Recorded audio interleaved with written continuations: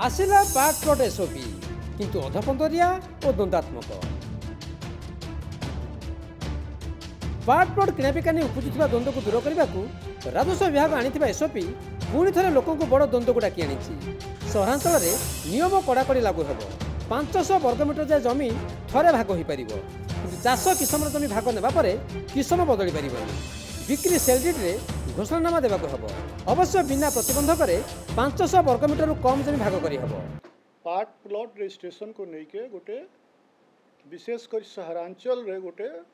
द्वंद्व सृष्टि होता असुविधा लोक मैंने असुविधार सम्मुखीन होते आपण मैंने भी जानते सरकार भी दृष्टिगोचर होता। राइट टू प्रॉपर्टी इनक्लूड्स मोर जदि संपत्ति अच्छी मोर बिकवाई भी अधिकार अच्छी किणवाई भी अधिकार अच्छी ता संगे विशेषकर सहरांचल रे जनसाधारण कहीं सुविधा पाई गोटे अच्छी गोटे प्लान डेवलपमेंट भी हेबा कथा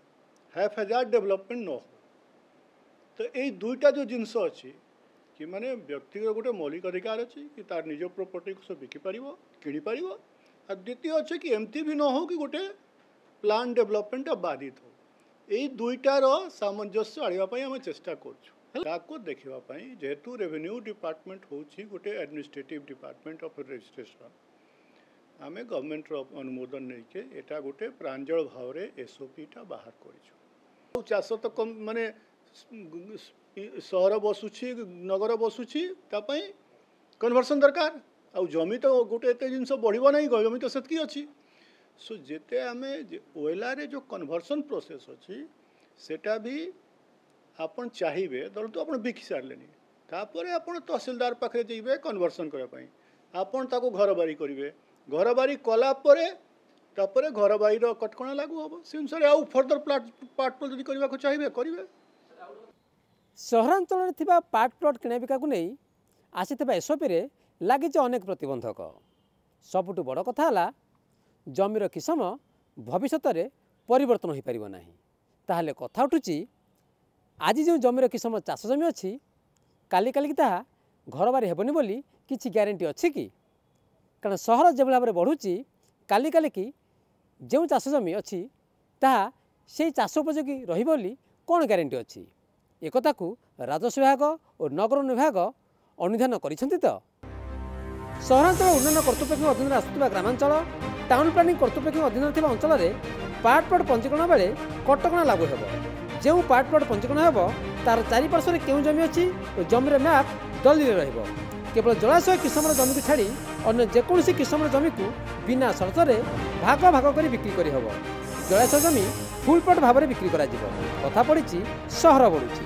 आज जो जमीर किसम चाष अच्छी काली काली घर बारी हेबनी बोली ग्यारंटी अच्छी कि जदि भविष्य में घर बारी हेबनी ताले चाषीर जरूरी आवश्यकता मेटाइबा पाखु किए बा कहीं जमी किणव सहरांचल कौन चाष करने को लोके जमी किणे कि एमती सहर बढ़ुवा बेले उपकंठर विकास लगी टाउन प्लानिंग स्कीम लागू होती 45 खंड मौजार जमीर किसम सबू चाष किसमर कैबिनेट भी मंजूरी दे सारी टीपी स्कीम जाऊा समस्त जमीर किसम घर बारी को बदल और घर बारी किसम परिवर्तन भी मागणार करेंगे सरकार यदि सहर उपकंठर जमी को सहरांचल भली समांतल विकास लक्ष्य बीडीए एमती पदक्षेप नौची सहर बढ़िले एवं चाष जमी भाव किणुवा जमी भविष्य में आउ चाष जमी व्यवहार उपयोगी रही तो चारिपाखे लोके घर कले मझे चाष जमी सेमती चाष जमी हो रही ये तमाम प्रश्न आंदोलित करुच्ची कारण राजस्व विभाग और नगर विभाग जिते मिलित भाव में अनुधान कले एक ठीक भाव में परखी थे तो कारण सहर जो भाव में बढ़ुची ताकू ताल दे आज जो चाष जमी काली काली जब घर बारी उपयोगी नहब ताले चाषीटीए क्या जमी बिकिब आ चाषीटू जमी किणव किए। राजस्व मंत्री कहते चाष जमी उपर समस्त कटकणा प्रत्याहार हो सारी केवल घर बारी क्षेत्र में किसी कटकणा थिला हेले सहरांचल एभली लगाम लगाया पर राजस्व मंत्री जानत विभाग एभली एसओपी जारी करिछि ना नाही पूर्व अनेक सब रजिस्ट्रार सेल डीड रे एभली मारुथुवा सील और स्टाम्प बेआईन थिला बोली पूर्व आईजीआर कहिथिले ताले एभली सील और स्टाम्प आईनगत थिला बोली एई एसओपी ताकू स्वीकृति देउछि कि।